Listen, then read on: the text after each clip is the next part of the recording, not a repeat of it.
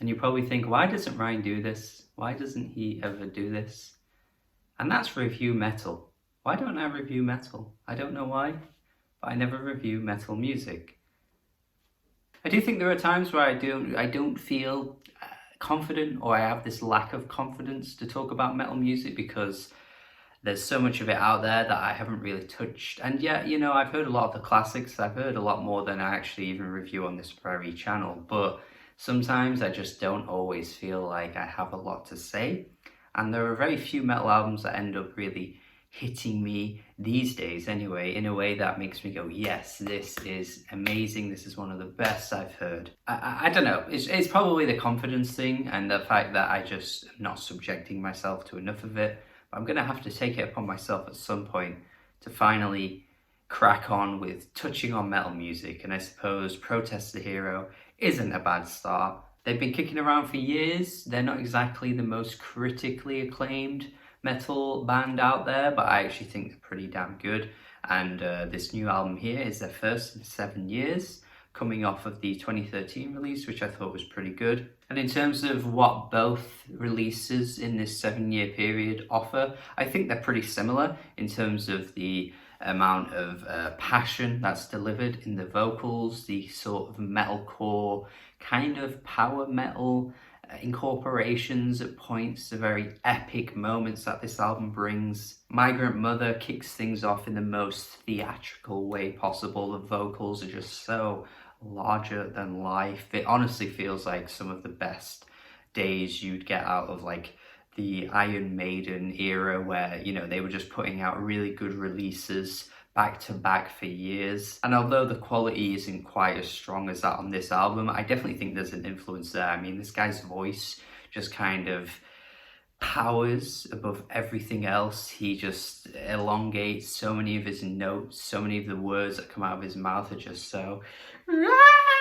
The Canary, which is the second track on the album, feels quite At the Drive-In inspired, with the way that once again the vocals just feel so huge, and there's this epicness to once the chorus comes in, and the instrumental is just so metalcore driven as well. And the At the Drive-In comparison is incredibly welcome too, because I think Relationship of Command is such a fantastic album. And the way he sings this chorus where he's like, Amelia, please don't go. You just feel it reaching into your soul. It's so good. It's really one of the best tracks here, easily. And so many tracks honestly offer a similar thing. I think what this album works best with is how it's so good at doing that one thing, but at the same time it's a bit of a hindrance because it ends up being quite one note. So many of the tracks have these similar structures where you've got the metalcore chugging, and then you've got these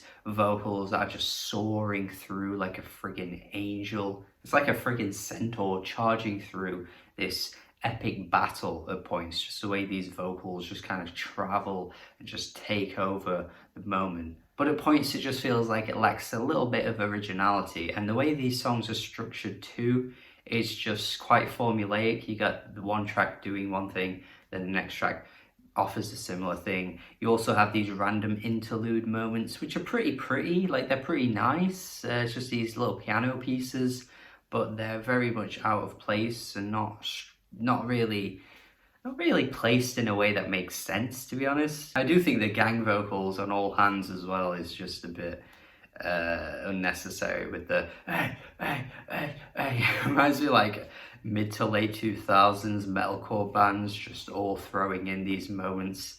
It was so generic and stale. I just wasn't really wanting that on an album like this. This album just kind of seemed to take things to the next level. But then when this moment pops up, it's a bit like, I do think the album ends strong though. It's just everything you'd want from all the previous tracks, all the previous really good tracks anyway, just put into this one moment where you just elevate everything to the next level and it feels way bigger than anything else you've heard on the album. There is a lot to like here, and I think this band overall are very talented and they create some really engaging metal music, but at the same time I'm just kind of wanting something that feels like I'm getting more variety, because like I say, they do that one thing very well, but at points it gets a little old, and it's an hour-long album. Probably could have thrown in a few moments that weren't just those piano pieces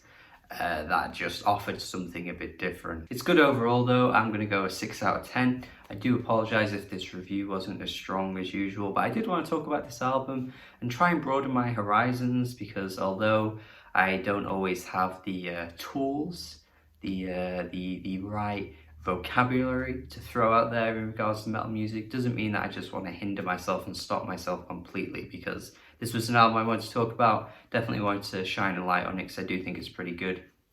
But again, there's other metal reviewers out there that probably could have done a review like this better than me. Thank you for watching though. Hopefully you enjoyed it. Hopefully you like the video. Have a good day. Subscribe if you haven't already. Let me know what I should review next as well in the comments. Goodbye.